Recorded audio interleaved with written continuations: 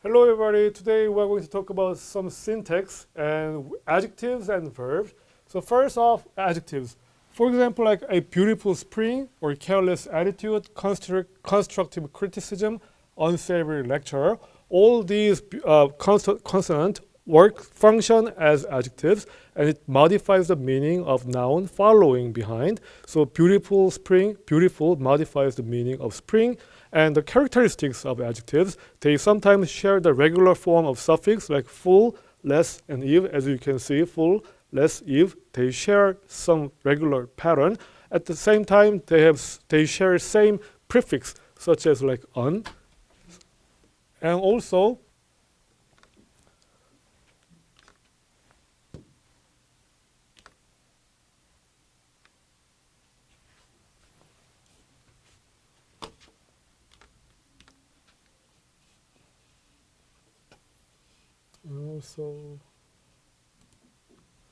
Also, adjectives oftentimes used together with a consonant which denote a gradability, such as like very, extremely, or less. So these very, extremely, less, they denote to extent which the noun have a property. For example, like very helpful, extremely nasty, and less interesting. So oftentimes adjectives come together with those vocabularies. At the same time, there are some exception cases. So adjective denoting material, for example, like wooden and a very wooden floor, you don't use together with this adjective with the gradability word very wooden floor. No, it's an exception case. Also, for adjective denoting nationality, like Russian, you don't use together with a gradability word here. And extremely Russian book. No, you don't use together with extreme Russian. No. So this is an exception. Be careful. Okay, material adjectives and nationality adjectives. And also, here adjectives can have a different form. So we have absolute form, comparative form, and superlative form. And for short adjectives, we use a suffix such as like to make a comparative form, and use ist for make a superlative form. And there are some exception case such as like good, and these adjectives, they have different form for comparative and superlative form, so be careful. And we have something called a analytic adjectives, which is a long adjective which has more than 2 syllables, such as beautiful or interesting. In that case, in analytic adjectives, you put more to make comparative form, and you put most to make a superlative form. For example, you say more beautiful or most beautiful for superlative form. And for position of adjectives, we have 2 types of positions. So adjective have attribute position and predicative position. So in case of attribute position, it comes before the nouns. For example, a beautiful spring. So adjective here is called as attributive position, and it's modifying the meaning following the spring. At the same time, attributive position can come behind the noun as well. So example, like the person responsible will be punished. So responsible is modifying the meaning of person. So although these adjectives comes post nominal position, we still say this is an attributive position because it specifies the meaning of noun. And so here we went to meeting attended by Attorney General. Also, general is a attributive position. My Mr. Busybody is a governor-elect of this province. So governor-elect is also attributive position. And here, these post-nominal position came from Roman language, like Italian or French. Okay, and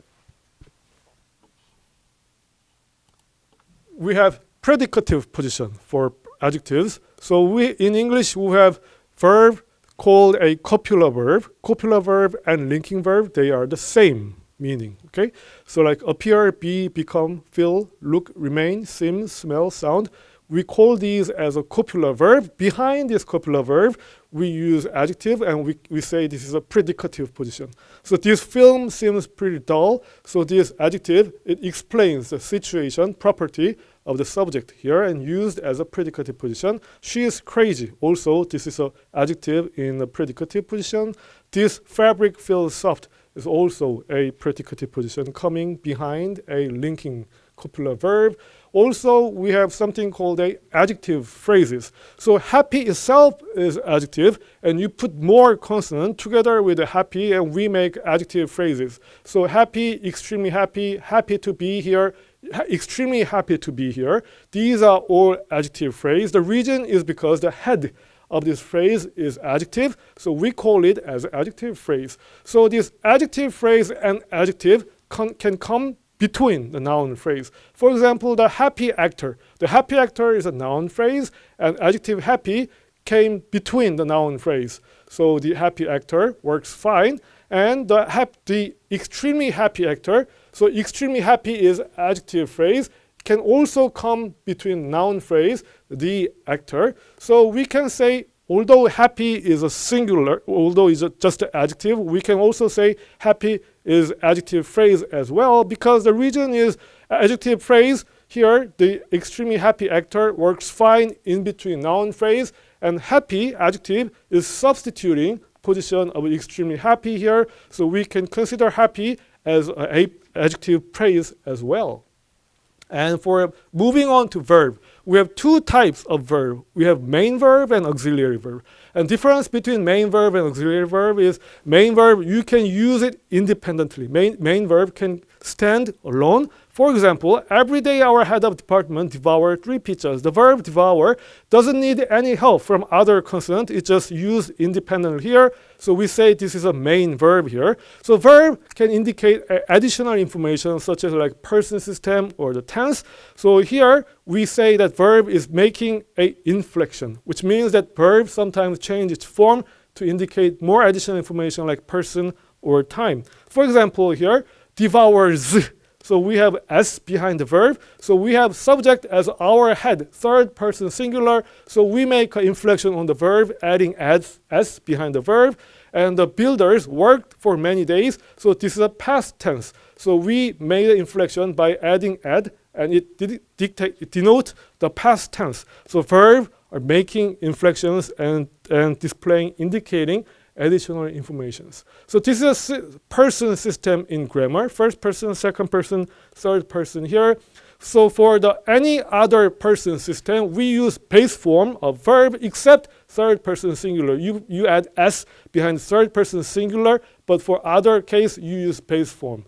And we have be verb in English. Be verb is quite exceptional and special because other main verb, in case of other main verb, you only make inflection in the third person singular. However, be verb have different set of form for different person. So for first, second, third person, be verb have different forms.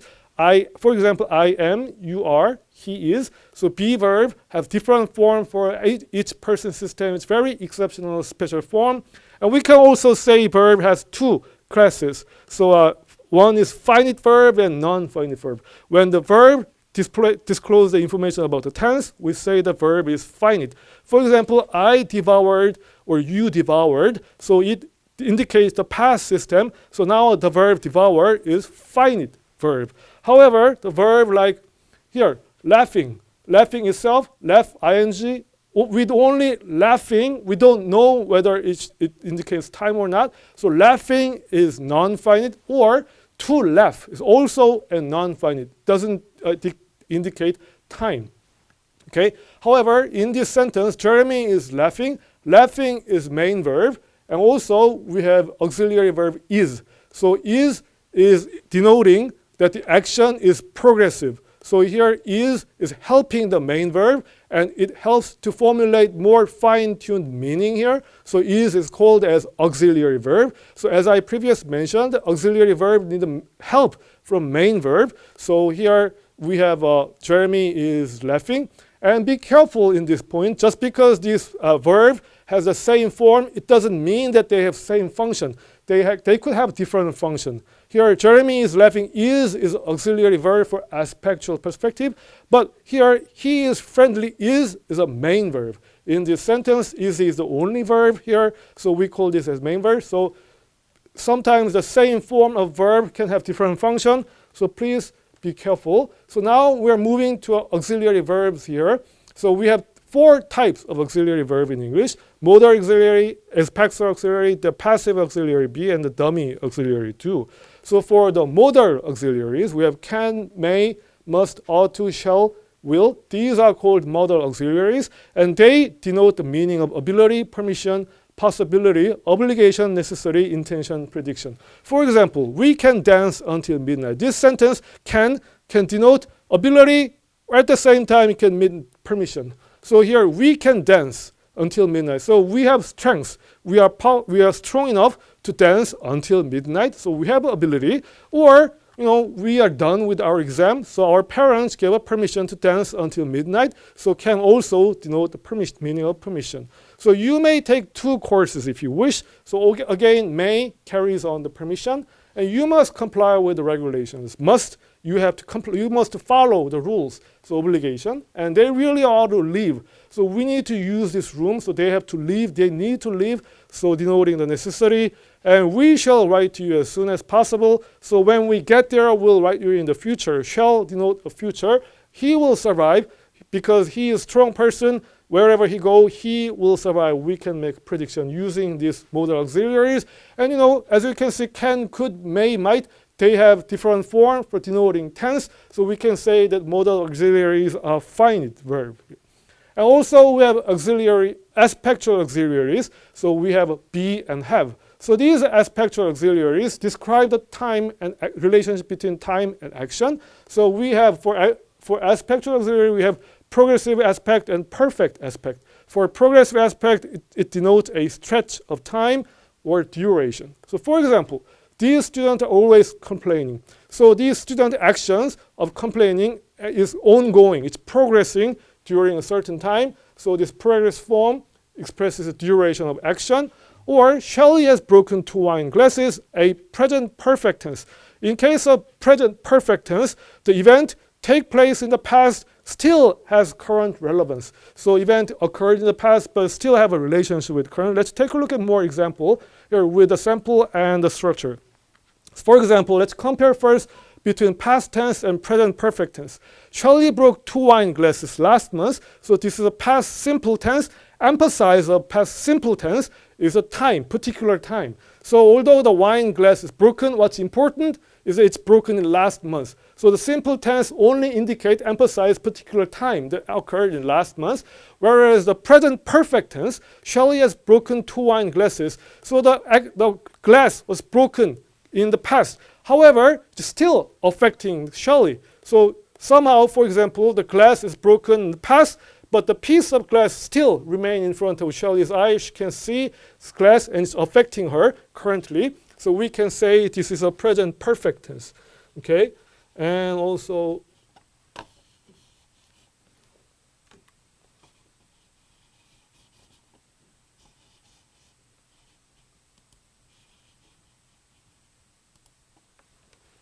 so we have another interesting tense which is called as past perfect tense.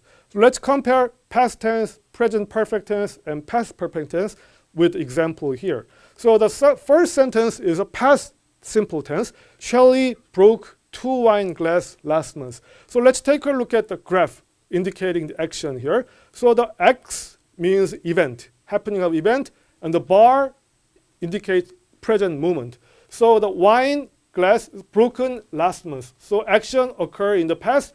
It doesn't have any connection until now. Okay? No connection between action, event, and the present moment. So this is a simple past tense. And present perfect tense. Shelley has broken 2 wine glasses. So the action of broken wine glasses occurred in the past, and it still has a connection until now. Okay? So wine glass is broken, but you can see piece of broken glass in front of you until now. Or Shelley invited a friend tonight and she is worried now because she doesn't have enough wine glasses because she has broken 2 glasses now. So these actions affecting Shelley current now. So in that case, we can use present perfect tense. And we have past perfect tense. Like by the time we arrive, Shelley had broken 2 wine glasses. So in case of past perfect tense, both of events occur in the past. And they don't have any connection with present moment. For example, by the time we arrived in the hotel in the past. when we arrived in the hotel, the past, the wine glass was already broken. It happened before we arrived at the place. So broken glass was affecting when we were arrived in the hotel. But these actions finished in the past. Doesn't have no connection with any current moment. And we can say this is a past perfect tense. Oh, and I forgot to mention that, for example, Shelley had broken 2 wine glasses last time. And here, Shelley has broken 2 wine glasses last month. So with a particular time expression with perfect tense, you don't use them together. Okay? Shelley has broken 2 wine glasses last month, ungrammatical, because the meaning of the last month and has broken clashes together. What it means is that the time expression last month try to define the moment in particular time in the past. So it try to cut the time between past and moment, past and present, this case. However, present perfect tense try to connect past moment and the present moment. So this time expression and present tense clashing its meaning, so you don't use them together. Shelley has broken 2 wine glasses last month, ungrammatical. Okay, be careful. And for the form of verb, they sometimes have different pattern, different forms depending on individual cases. So be careful. Certain vocabulary, certain verb, they have same form with a past tense and past particle. For example, they danced until dawn. He has open danced. So dance is a past tense and danced is a past particle, but still share the same form. He bent the metal bar. He has bent the metal bar. Bent, also past tense, past particle, share the same form. However, other verb, they have different forms. He broke the bottle. He has broken the bottle. Past tense broke, past particle broken, different form. So be careful. And other verb doesn't change its form regardless of its tense. So they set the standard this year, present tense set. They set the standard last year, past tense set. They have set the standard past participle set, so it never changes form. So depending on the verb, they have different pattern of changing, so be aware of that. Okay, and now we have a passive auxiliary be. So previously we talked about active sentence and passive sentence. So Billy wrecked the garden shed. So this is active sentence, and using passive auxiliary be, we can transfer active sentence into the passive one. So the garden shed was wrecked by Billy. So we are using be and also making inflection for tense and using past particle together, we make the passive sentence here. So we have something called a passive auxiliary. And also, last but not least, we have the dummy auxiliary do. So in English sentence, when we want to make a negative sentence, you don't directly change the verb. For example, John cycles to work every day, and you want to negate the verb cycle. And you don't say John not cycle to work. No, we don't say it in English. So we use dummy auxiliary, and we say that's a do support. So using do and you add not together with do. So John does not cycle to work every day. So we make a negative sentence using a do support. Also, when you want to make a question form sentence, when you want to make an interrogative sentence, also use dummy auxiliary do. So John cycled to work every day. You want to make an interrogative sentence, you want to make a question. So you use dummy do, and you make a subject do inversion. Subject auxiliary inversion. So does John cycle to work every day? Making question using auxiliary do. Then also we have another function of dummy auxiliary do, which is a stranded case. So here in this case, does John cycle to work every day? He does. So in this case, he does is isolated sentence. So stranded case, it means isolated case. So here originally, we have to say he cycled to work. But instead of cycle to work, instead of using main verb, we can use just dummy auxiliary, he does. And also this does auxiliary contain the property of main verb of John. And we're saying that the auxiliary do is coding its property. So we can just use auxiliary do instead of using the entire full main cycle to work every day. Okay? Same here. John cycles all the way to work every day, and so does Tim. So does also means cycles, but in a stranded isolated case, we can use dummy do instead of just main cycles here. And for other modal verb, as like will or is or has, they have same function in case of stranded case. In case of stranded case, if you have other modal verb, you can use other modal verb, same as do in isolated stranded case here.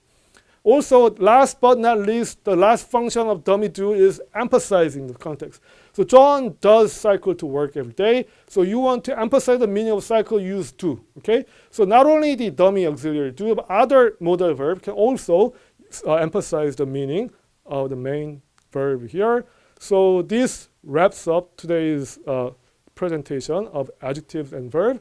And thank you for listening. And I wish you guys a good result with all your exam. Okay. Thank you. Thank you for watching. Bye bye. Good luck. Thank you.